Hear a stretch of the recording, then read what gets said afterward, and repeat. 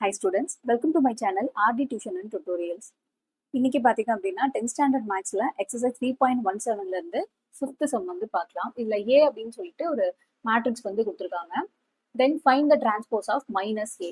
இப்போ டிரான்ஸ்போஸ் அப்படின்னா என்னன்னா ரோவை வந்து காலமா எழுதணும் அப்படின்னு அர்த்தம். ஸோ இங்க மைனஸ் ஏ அப்படின்னு வந்து கொடுத்துருக்காங்க. முதல்ல வந்து ரோலாம் வந்து காலமா எழுதிக்கலாம்.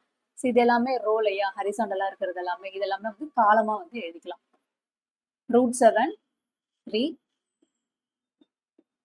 root 5 2 root 3 5 எழுதியாச்சு.